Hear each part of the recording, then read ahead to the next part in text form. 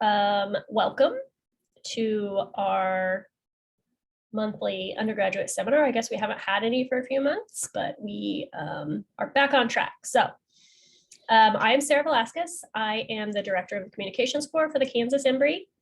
I'm sure that you have received emails from me. If you haven't, you will in the future. Please remember that we have several types of social media. We have a website that you can visit. All of our seminars are recorded and we do put those on our website. So you can go to those to look at past ones or re-listen to any that we provide. If you have any questions at all about communications or even just the program, you're very welcome to contact me and I will be happy to help you. Today, we have a speaker from the University of Kansas Medical Center. It's Dr. Ashley Rhodes, who is an assistant professor in the Department of Psychiatry and Behavioral Sciences. And I believe she's here to speak to us about microaggressions. So I will pass it on to her and let her take it away. Thank you very much for that introduction. I'm excited to be here with everyone today. I'm going to go ahead and share some slides as we are talking, but I think that anytime you're talking about things related to, diversity, equity, inclusion, especially things like microaggressions that are very experiential, welcome any kind of discussion and conversation as we're going throughout this. There will also be some time at the end for some question and discussion as well, but please don't hold back if there are any kind of questions as we are going through. I'm going to attempt to share screen, which you'd think I'd be good at after doing things remotely for 2 years. Let's see here.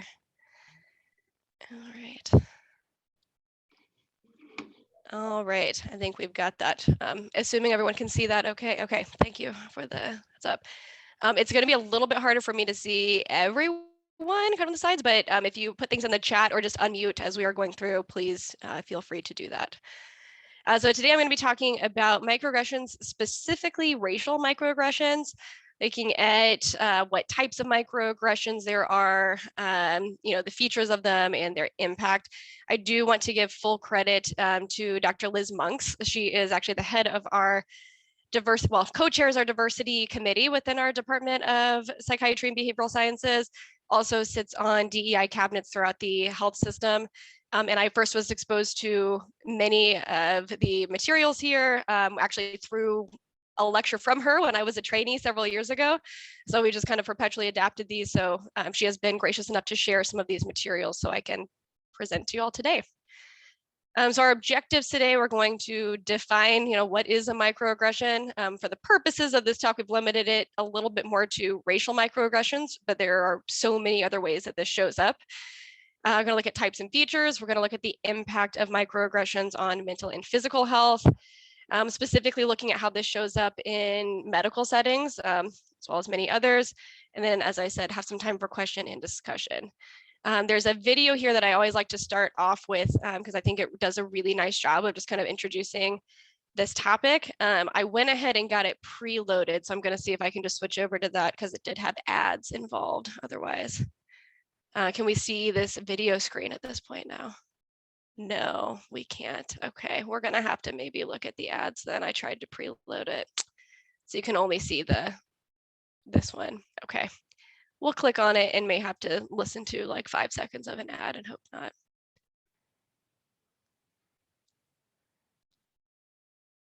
Can you see? You can't see this. I'm seeing Sarah's face say no. Okay. I'm going to try just sharing that specific frame. How about that? And we'll see how that works. Let's see if I can share that instead. One moment as I manage technical difficulties here. How about now? Can we see a screen of a video? Perfect. Okay. Let's start here.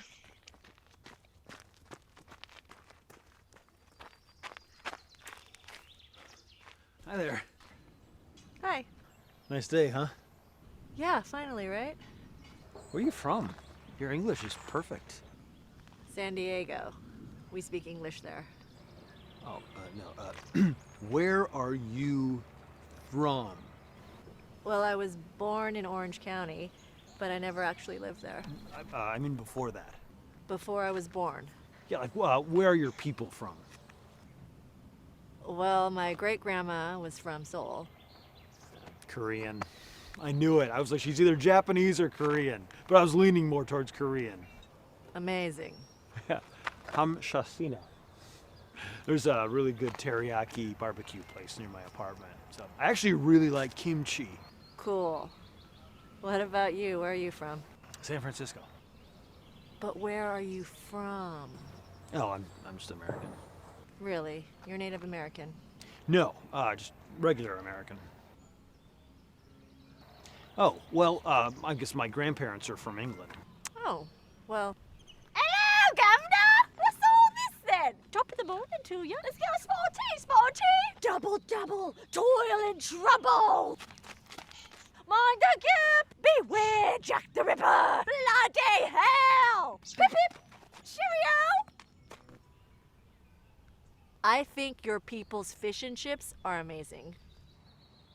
You're weird. Really? I'm weird? Must be a Korean thing.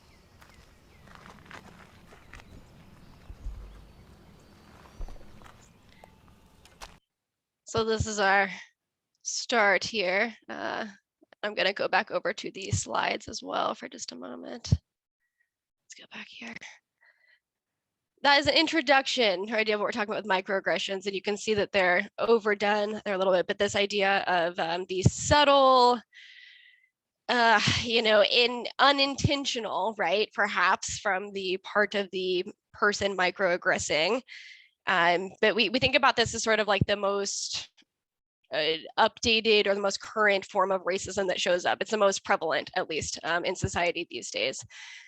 So that's what we're talking about with microaggressions, is that they're usually those everyday insults, those indignities sent to people. In this case, if we're thinking racial microaggressions, people of color, because they belong to a specific group. So this term was first coined by Chester Pierce, who was at Harvard in the Department of Psychiatry in 1969, 1970, trying to get an idea of, now that things are more subtle, right? How can we classify some of these actions that we see every day, right? That absolutely have an effect. And then more recently, Sue has defined racial or microaggressions even more, found that there are as many as 9 kind of subtypes of these microaggressions. But again, we're talking about just like the subtle everyday insults that show up as well. And I think that sometimes people have a hard time understanding sort of the impact, because these can be explained away so easily, which we'll talk about more in a minute. But there is just one other video that I've always gravitated towards when we're just trying to understand the basics and kind of the impact of microaggressions on people who experience them. So I will again switch over for one last video, one moment to do that. And then we can stick to the slides here.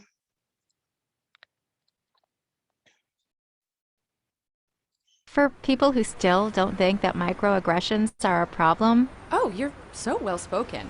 just imagine, instead of being a stupid comment, a microaggression is a mosquito bite. Ugh, it's a compliment. Mosquito bites and their itch are one of nature's most annoying features. But if you're only bitten every once in a while, No, where are you really from? Cleveland? sure, it's annoying, but it's not that big a deal. The problem is that some people get bitten by mosquitoes a lot more than other people. I mean, a lot more. Whether it's on a date, Oh, your English is so good. Excuse me? going grocery shopping, You know, everything happens for a reason. I'm just buying apples. commuting to work, So when are you gonna have a baby? watching TV, We have to keep the Redskins' name. It's part of our culture and history. or just walking down the street with your partner. I couldn't even tell you were gay. Mosquitoes seem to pop up everywhere. Do you know John? Give me shopping advice. I love Cher too. And getting bit by mosquitoes every day, Can I touch your hair? multiple times a day, So pretty. Can Can I touch it, hair, please? I wanna touch it. Can I please? is annoying. And makes you want to go ballistic on those mosquitoes, which seems like a huge overreaction to people who only get bit every once in a while. It's just a mosquito bite. Who cares? Just another angry black woman. Of course, beyond just being annoying, some mosquitoes carry truly threatening diseases that can mess up your life for years. Astrophysics? Maybe you should try less challenging, Major. Ow, my dreams. And other mosquitoes carry strains that can even kill you. He looked like he was up to trouble, okay? I felt threatened. So next time you think someone's overreacting, just remember, some people experience mosquito bites all the time. You're all so exotic. Wow. And by mosquito bites, we mean microaggressions. Right. And I will switch back over for the last time, I promise here. All right, I'm curious if anyone feels comfortable kind of unmuting, running, what stands out of those videos? Even if you've been exposed to the idea of microaggressions before, is there anything that jumps out at you from looking at those or thinking about it in a slightly different way, maybe?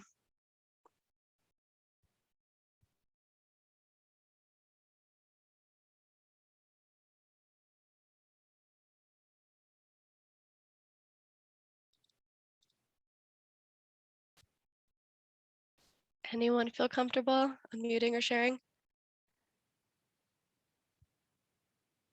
Okay, we'll see as this as we go along. Please feel free to jump in. I know everyone might not have access to microphones or be in places where they're comfortable sharing, but would love for this to be as interactive as possible for those. I think what really stood out to me the very first time that I saw that years ago was the idea of the overreaction, you know, and how what might be perceived as an overreaction to the outside, right? If someone's daily experience is dealing with these constantly, and we can talk a little bit more as we go through about how that can kind of build up over time and then lead to what might outwardly be viewed as that overreaction, but in reality makes a lot of sense, especially when you think about it through that analogy. But just to kind of go a little bit further on the features of microaggressions, what are we talking about here? Again, less overt, right? This can be subtle snubs, this can be looks, this can be gestures, the tone of voice that someone has, just assumptions that people are making and the way that that can show up behaviorally.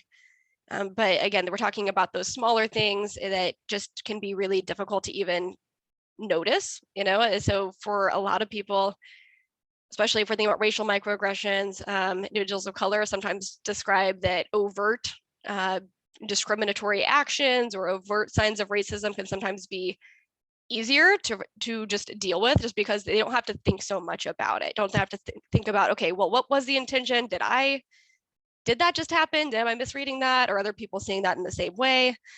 Because these are happening just so automatically and often perhaps with quote unquote good intentions from the person perpetuating the microaggression. So that's some research that they've done has been able to see that these are sometimes even more harmful in that way. But they are still communicating these hostile or derogatory views, even if that is not at all the intention. The can be explained away part is tricky. That's sort of where the catch-22 shows up when you're dealing with microaggressions, because it's really difficult for someone who experiences it to be able to automatically pinpoint or even have the ability to point that out in the moment. And I do want to be clear that the microaggressions, even though we're talking about racial microaggressions today, basically any group that has been historically marginalized can experience microaggressions based on belonging to that group. So individuals, you know, not only African American individuals, Latinos, Asian Americans, those within the LGBTQ community, right? I mean, there are lots of different groups that people can belong to. And then if we get even further and looking at the intersectionality of those who maybe hold multiple identities that have been historically marginalized, just opens up a lot more opportunity for the microaggressions to occur. So if we think back to that video and think back to the mosquito analogy, a lot more possible mosquitoes hanging around in those places, which absolutely builds up over time.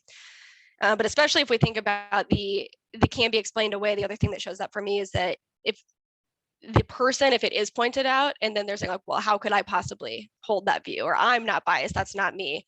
Again, getting to that intentionality, the intention and the impact can be very different in these cases. And we want to care a little bit more about the impact if possible. This is getting a little bit into some specifics here of the kind of three subtypes, if you will, of microaggressions. So I think of the macro assault, micro assault or macro aggression. That's sort of the most severe, most extreme form of microaggressions. And that could be a racial slur, for example. That could be someone having a swastika, that they're showing elsewhere. This is a very overt form of a microaggression. Some might not even consider those to fall into a microaggression category, depending on how it's showing up. But the intentionality behind this is usually the difference. These are usually more intentionally racist if we're thinking of racial microaggressions. The micro insult, that's probably where most of these microaggressions fall into this category. This is the, why are those people wearing things on their face? If we're thinking about like a burqa or hijab, or they're looking suspicious, right? Anything that's going to indicate something that by belonging to this group, I'm questioning. This could be, how did you get this job? Right? If it's someone of color, assuming that affirmative action maybe was involved. So the intentionality might not be there in terms of it being racist, and yet the impact is still there.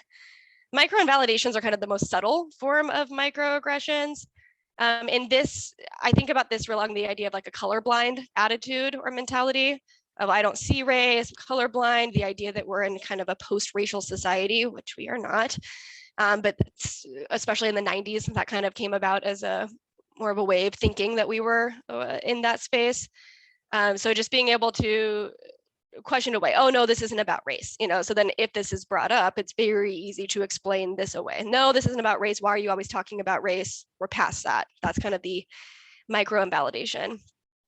And I mentioned that Sue had also described other subcategories. So the idea of an alien in one's own land, the idea of, okay, oh, you speak such good English, or, where are you really from? Really invalidating someone's experience in their personal culture, whatever that might be. Criminality, pathologizing cultural values that are just truly a part of someone's own cultural experience.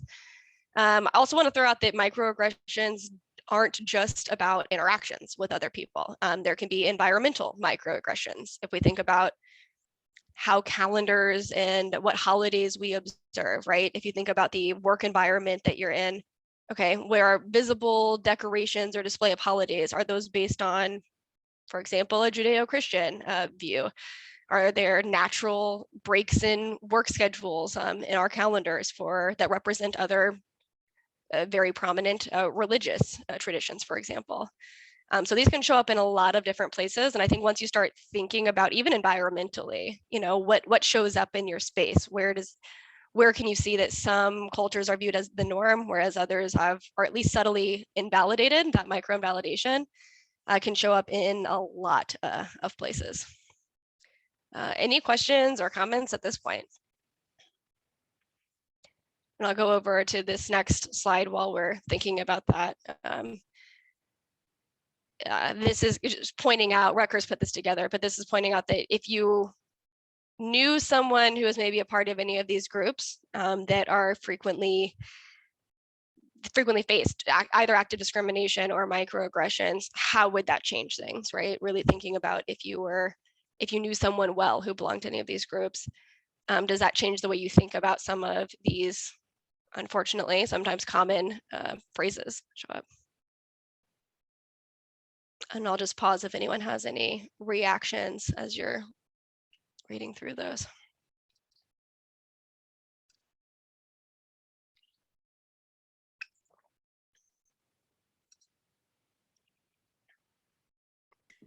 What do you think about people that are in those groups using those terms on themselves? That is a really, really good question. So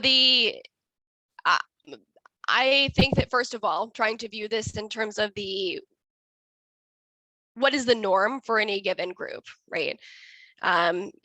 There's a lot of literature on kind of taking ownership of certain phrases and how some terms, for example, that were maybe previously slurs have been sort of taken back or kind of reclaimed by individuals who are from groups that maybe share that marginalized identity. And so this is not at all trying to police, what goes on. And there's obviously going to be different cultural norms that show up either within groups or between groups.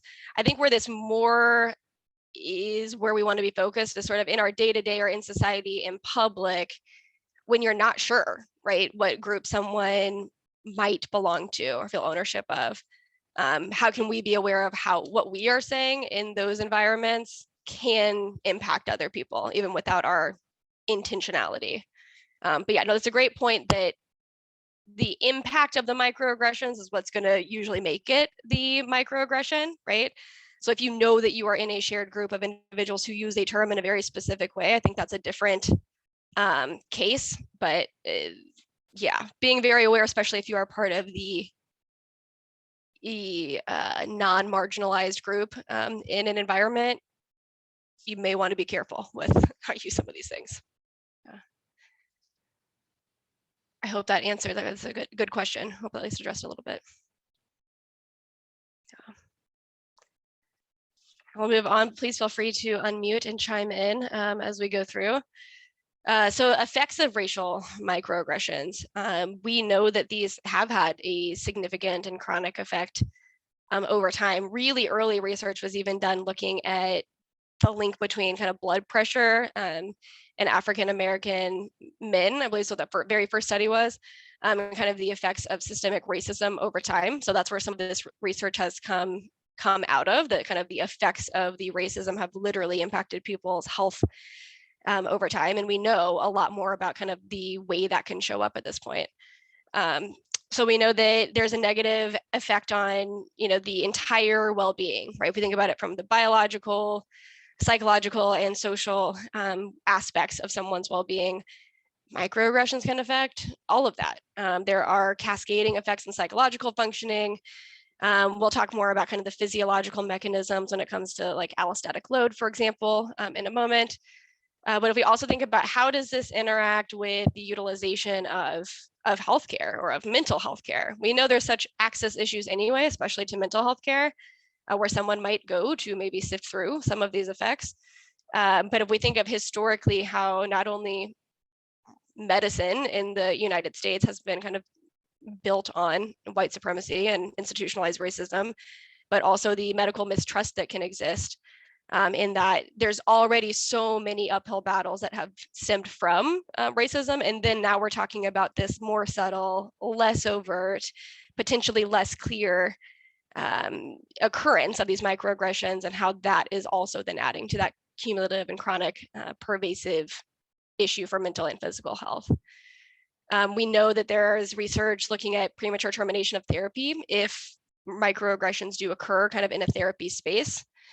And there's, again, similar research to say that, especially from a psychological perspective, the effect of these chronic microaggressions can even be more harmful than, say, discrete overt acts of racism. Excuse me.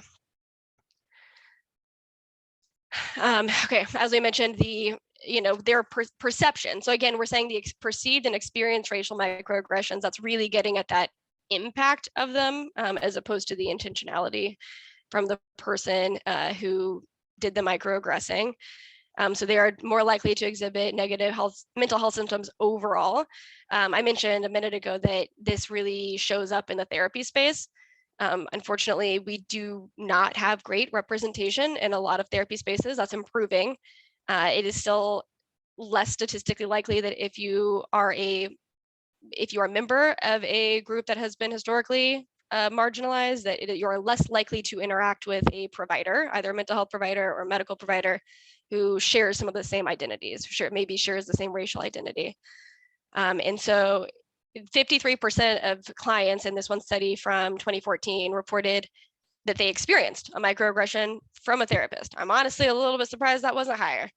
And then in 76% of those cases, they said it was just never, ever addressed, ever.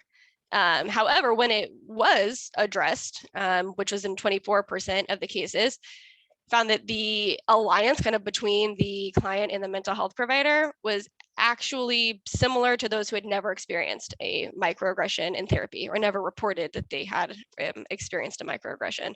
So we know that the acknowledgement of this, the awareness of when this is occurring, and how we can kind of look at our own biases and how these things show up, that really, really matters in these spaces.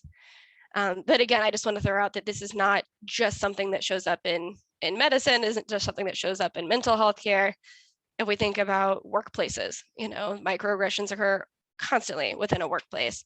If we think about classroom settings, educational settings, especially when we're adding in people receiving training and then extra power differentials there, not only when do these things show up, but then when they show up, it can be a lot more difficult, a lot less clear on how to address some of these microaggressions when they're occurring. The scope of this does not let us get into everything about health disparities and inequities. I do want to make a quick distinction here between disparities and inequities. Disparities being, okay, differences that exist between groups, and the inequities basically saying like these are unjust, avoidable, and unnecessary gaps, right? So like these are avoidable. We can do something about these. But if we know that there are significant racial health disparities in our country currently. So not only increased morbidity and mortality for different groups, there's been the most research on this between African-American populations and white populations. However, there's a lot of emerging research looking a lot more in depth at that. But the decreased access to care, that's a huge way that this can show up. If we think about how that ties into some of the medical mistrust that understandably has shown up over time, when people don't have access, even clinical trials, right? A lot of times clinical trials aren't using the most representative groups, right?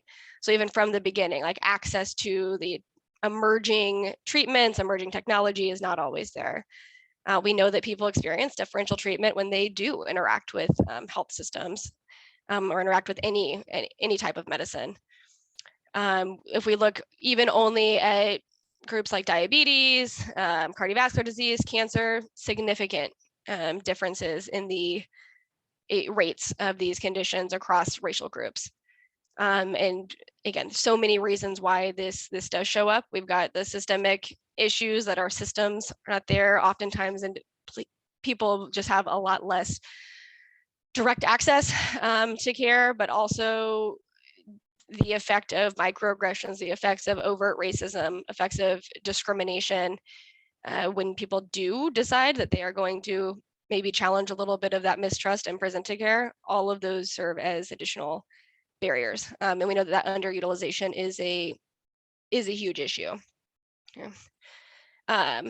And then there is some research, a study from about 2008 found that the higher prevalence when people reported experiencing active discrimination when they did seek healthcare, that discrimination itself actively was contributing to their underutilization of healthcare. So they were able to really make that clear link between the discrimination and then their willingness to subject themselves to additional treatment if it meant that it was going to come with that possibility.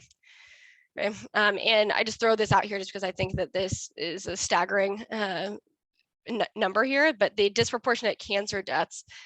So for African Americans, I have a 33% higher risk of dying of cancer than white patients, which is just like kind of remarkable to me. So just one of the ways to kind of underscore the significant problem that we have here. But again, thinking about how do microaggressions and kind of tie into this. One of the hypotheses that are there is that we're looking at this cumulative impact and especially the allostatic load. So the idea of the allostatic load, I think that was coined in 1993 or so, basically looking at this wear and tear in the body that occurs over time when you're exposed to chronic stressors of any type.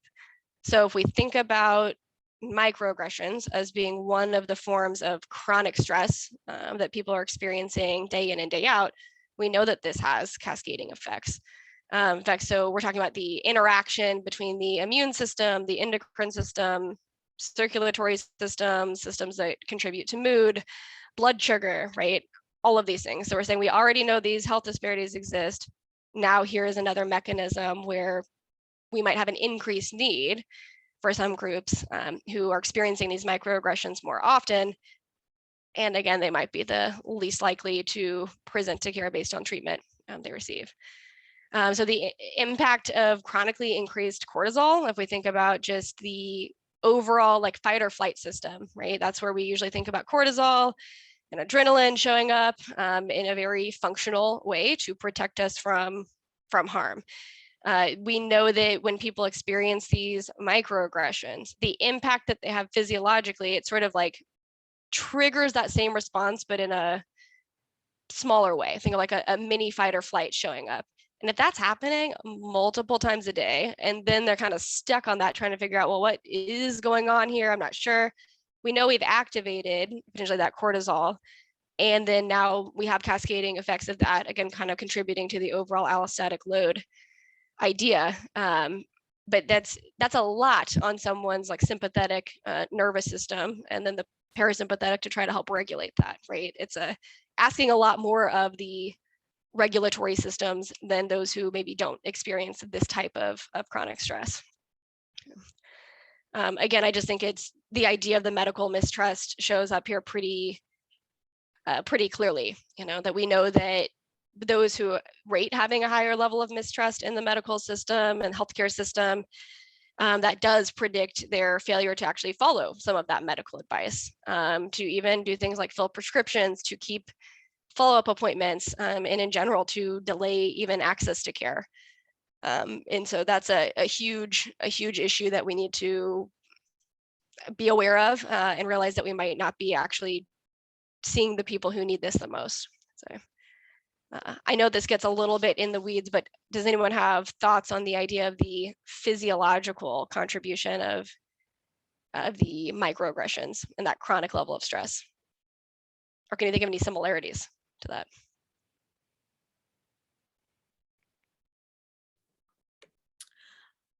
I'd like to ask a question Sure. about the extent to which normal male, female, I'm sorry, that was very poor wording, how just being a woman falls into this. I'm not in any way saying that I think it's just as bad, but everything you've said, I have felt in my life and in my career. Are there places where you think many of these things are also true, or are there parts of this that you think truly are entirely unique to racial and non-traditional gender? That's a really excellent question. No, I think absolutely. I think if we look at the interaction of this and in sexism, microaggressions absolutely show up related to gender, not in biological sex, gender expression, all of that. These show up there because we're still talking about groups that have maybe been historically not in the majority, right? So women are going to fall into that category, sure. For the purposes of this, I've kind of limited the scope to the racial microaggressions. Gender-based microaggressions absolutely show up. And I think it's especially interesting to think about when the intersectionality, right? So then if you identify as a woman and also identify as maybe a racial or ethnic minority, we're talking about double, the amount of possible microaggressions that someone might experience, and therefore potentially double the amount of chronic stress that they might be dealing with physiologically and psychologically from those effects. But I'm really glad that you brought that up. Appreciate that, because there is actually like some emerging research, especially in kind of medical education, looking at especially the way that gender-based microaggressions show up. For example, residents being a junior resident who's a male being assumed to be kind of the one in charge, for example, when it might be a woman, higher level resident who's actually the one in charge, or assuming that someone is a woman is a nurse when they walk in, even if they've been the attending on the case for the last 3 days, right? So this absolutely shows up related to gender as well, and does have that stress. Hard to say if it shows up in exactly the same way, just given that we're not talking about the same level of systemic racism that we know has been there and the institutionalized racism. But I think especially looking at the interaction of those things is really important. But thank you for bringing that up. Oh, and I see something in the chat. Oh, thank you. Excellent. Any other thoughts? Really appreciate that comment.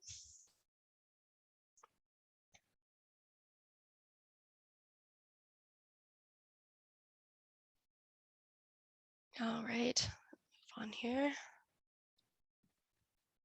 The importance of this is kind of the last idea before I wanted to open it up for more discussion.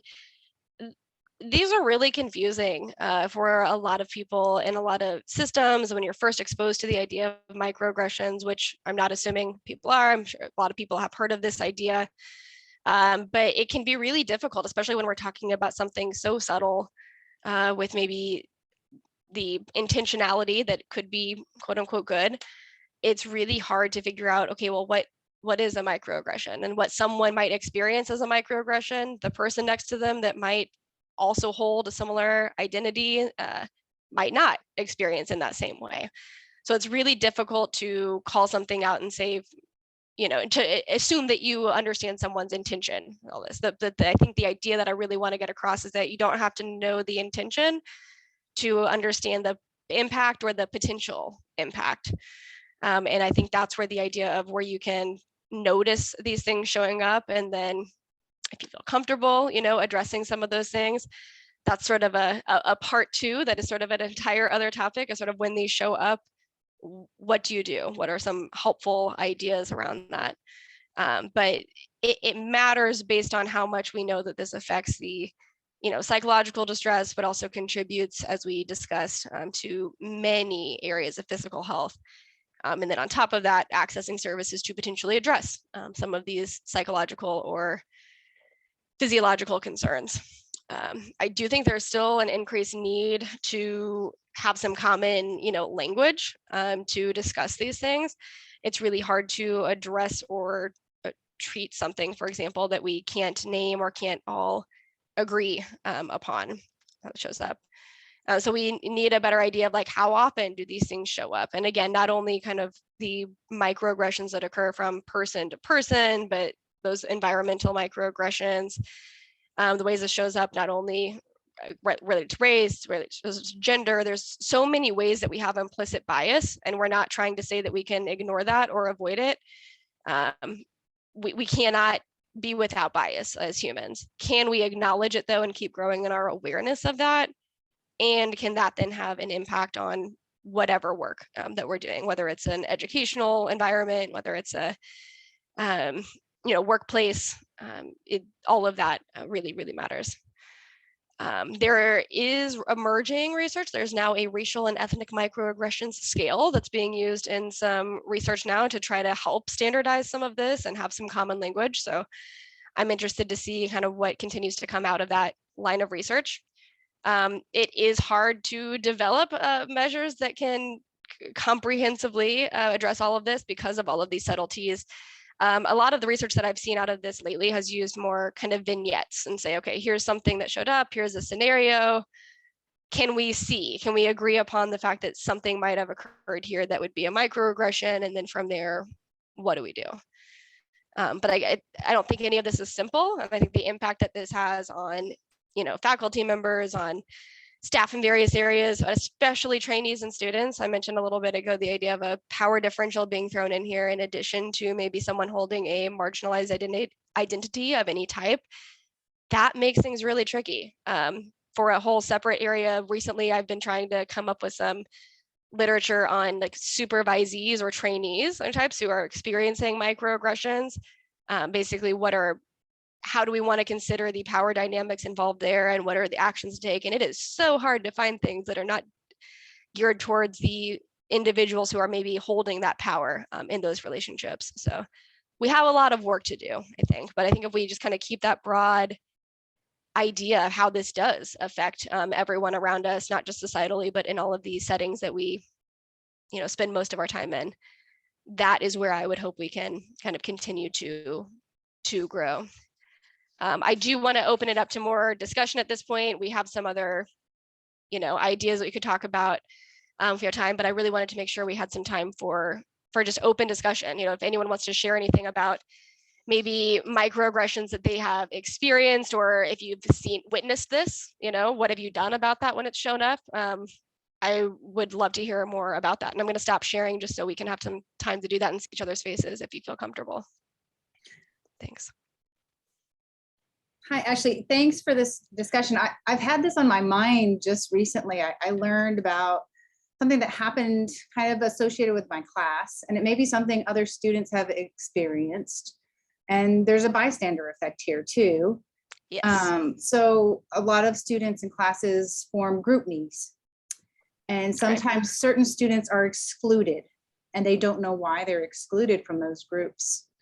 And this, I think that this is kind of a microaggression, right? Nobody has said anything to them, but by being excluded from that group me chat, you know, where they're all talking about homework or something else, is that a type of microaggression?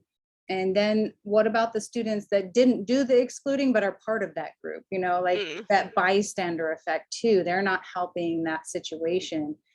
And I was just thinking about, how can I talk to my class about this without kind of making it obvious that I'm talking about it, you know? Oh boy, that is a really excellent real world example that perfectly demonstrates all of the nuances and subtleties in this and how it's really hard to know what to do, right, when this is showing up. Before I give, you know, thoughts on that, I'm curious if anyone has any thoughts or if they've experienced something similar to this and how they've handled it. And it might not be the exact same situation, but kind of that general idea of, you know, maybe exclusion or a group-based potential microaggression that maybe has shown up.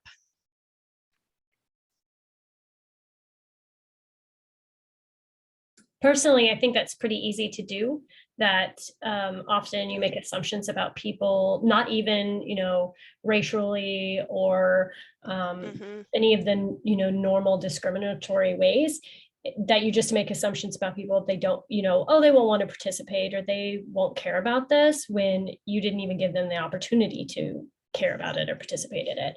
And so I'm sure that happens a lot more than we think, and we probably do it a lot more than we think. Yeah, absolutely. And I think this really gets at that idea of the like intention versus the impact, right? Like even if someone didn't say, I'm excluding this person off of this group because of X, Y, or Z, exactly what you were just saying, Sarah, the idea of, I don't know that they'd be interested, so let me just go ahead and make that decision, might not even think twice about it, right? Might just think like, these are the people who would be most interested in this. But I think if you can come from a place of curiosity, you know, and non-judgmental, or not calling something out as like, hey, you microaggressed here, like, that's sometimes appropriate, don't get me wrong. But I think especially in cases like this, I'm sort of thinking about this either micro invalidation, you know, versus micro insult, those kind of less severe, so to speak, forms of microaggressions. This might fall into one of those categories. But if the impact to the students who are excluded is there, okay, it's a microaggression, right?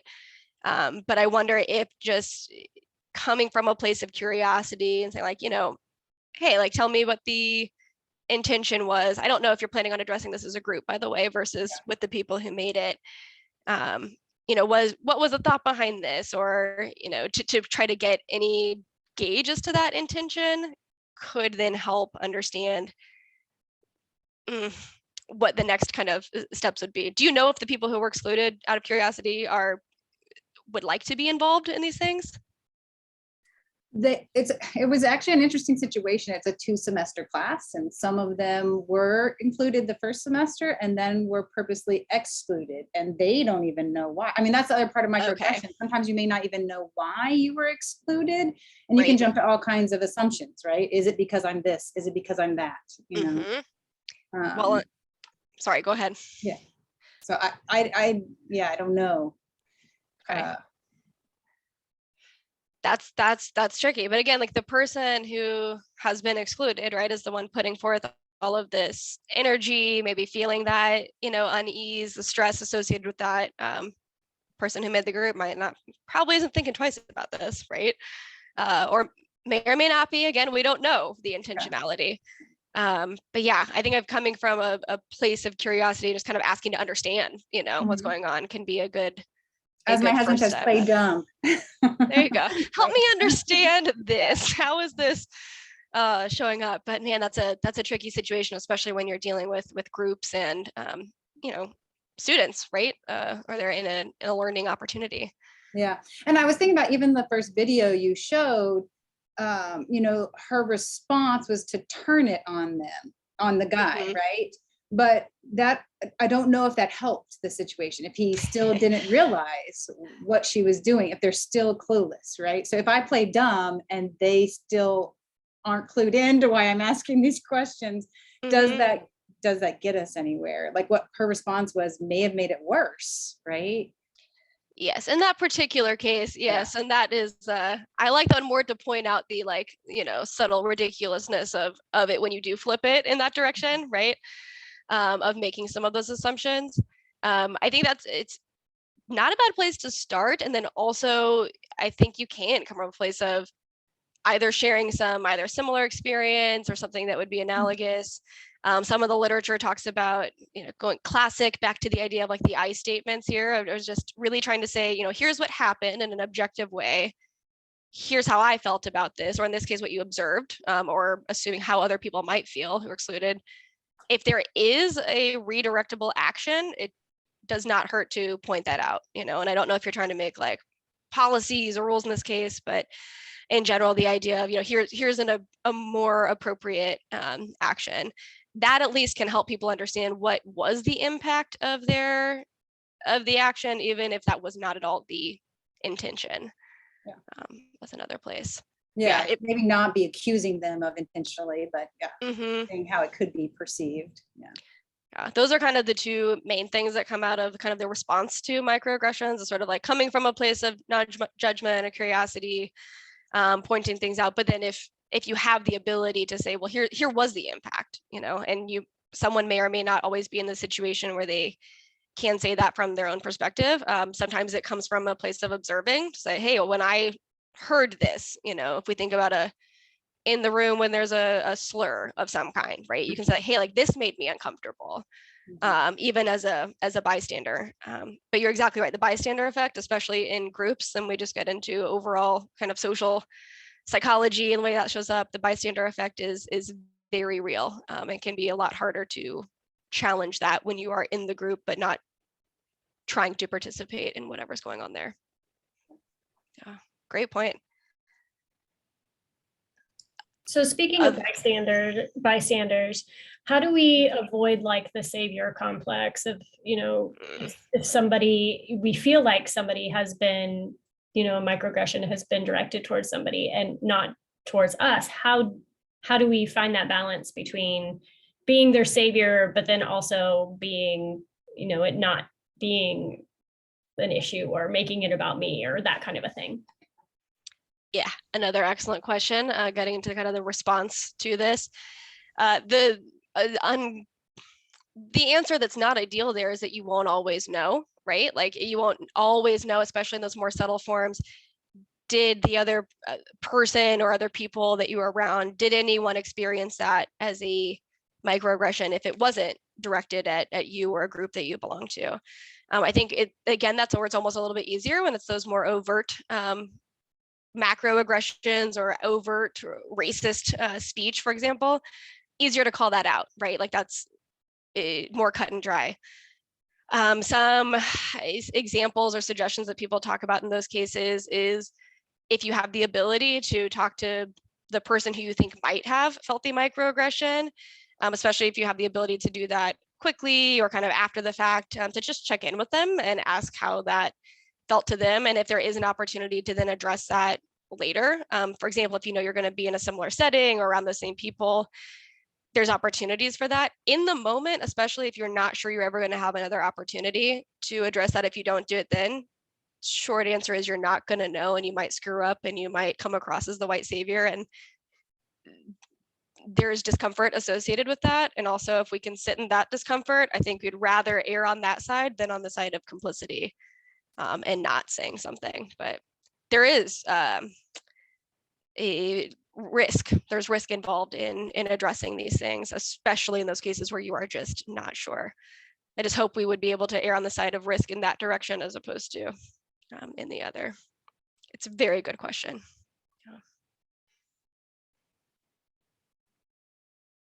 Other thoughts on this? I have a question. This is kind of related to what Dr. Beck was saying. It seems like in that situation, I would be concerned that I would make it worse for the students that were excluded somehow by bringing it up. And this is actually kind of related to the other comments. I don't know. How do you do that without making it seem like, okay, now it's going to look like the student was complaining to me and the classmates then are going to be mad at that student for causing, I don't know.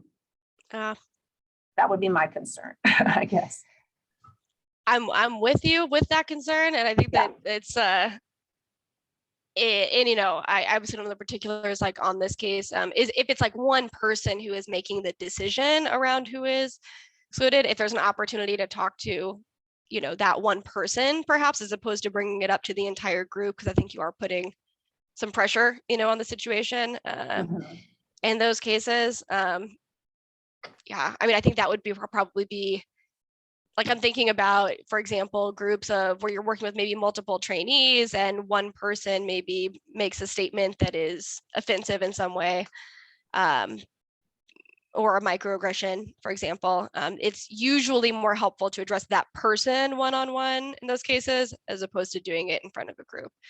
There's pros and cons to both. I think in this particular case, especially when you're coming from a position of authority in kind of a learning environment, if there is an opportunity for more one-on-one, I think you have just a better chance of getting at the actual intention, kind of coming from that place of curiosity, setting the stakes a little bit lower, right, for that, and then potentially being able to express more of that impact. But it's a tricky line between doing that and kind of speaking on behalf of other people. Right? I was also thinking about maybe, I mean, I can't do this now, but like proactively preventing these things from happening. If at the beginning of a class or when you have a group, you know, talking about this, you know, cutting it off before it happens. That's what I wish I had done. You know, like there's all these things. Sure. You know, now knowing that, is there something I can, you know, like a little case study or like, you know, situations that you could present as students are starting to form these group me's at the beginning of the class, maybe, you know, proposing scenarios and having them talk about it before it happens to help prevent that. I mean, that's why we have these kind of meetings. So we're talking about it, we're realizing it happens and making us ourselves conscious of it.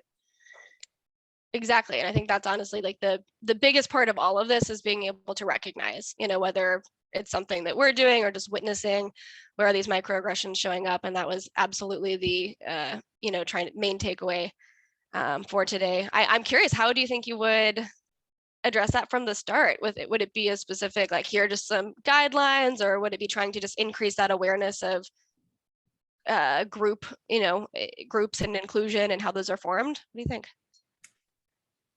I think like a scenario, like use this as a scenario in the future, you know, not with this class to it, but, you know, just these kinds of cases. I think that's a good way to talk about even like other ethical dilemmas like plagiarism and things, you know, like provide examples, have the students talk about, what is this? How would this make you feel? You know, those kinds of discussions based on like some sort of scenario that they can talk about and come up with their own rules. So you could set ground rules for the group to say, you know, how do you think we should deal with these kinds of situations in our classroom? I love that idea. Yeah, using it, because then, I mean, what you're doing then is helping them increase their own awareness, right? And then just decide for themselves how they want to handle some of those things. Because usually when these are pointed out to people, especially because then they can reflect on oh, that was not my, you know, intention. Okay, but that was obviously the impact. What can I do in the future to have those match up a little bit more closely? And I do see there's a question in the chat. It's like, how do you see our society handling this issue in the future as awareness for it grows? Right? Will people eventually become more understanding in general to reduce the emotional charge of these situations? You know, that is an excellent question. I would like to be optimistic about this. And also there are a lot of, you know, things that we can point to that make me a little bit less optimistic right at the moment. I do think the awareness of things like microaggressions is growing. I think there's not universal agreement, which is a weird thing because it's just saying like, hey, we're calling this phenomenon something. It already exists. We're just naming it more clearly so that we can have common knowledge, common language to discuss these things. I'm not sure about the emotional charge. You know, I'm not sure that just having more awareness changes the impact for those who experience the microaggressions. especially just based on how deeply these things are rooted. And when we're thinking about sources of discrimination, those often run very deep. So I don't know that we would expect for that, or that we would get to a point where we're thinking, oh, that person's overreacting now. No, I think just being able to validate anyone's experience when they do have these, just have the experiences, right, of being microaggressed against, I think is still really important, since oftentimes we're not going to know the way that that shows up for someone unless we hold a similar identity. And even then we can't assume that it's going to be the same. So I'm holding out hope that I can eventually be optimistic about this changing, but we can start with awareness and common understanding and keep going from there.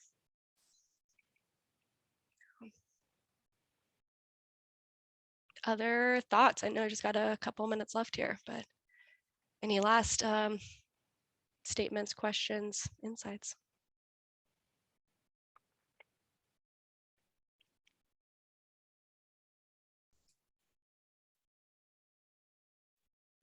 Well, if nobody has any other questions, then I suppose we can wrap this up. Okay. Well, thank you all for thanks for inviting me to come and talk. I really appreciate the opportunity. Thank you all. We really appreciate you coming, and it was a great presentation. We will post that on our website in the next couple of days. So if any of your students missed it, please have them watch it. And then the next seminar will actually be on April 28th, a little bit early since the end of the semester is coming soon. So please make sure to participate then. And if you have any questions, please let me know. Thank you.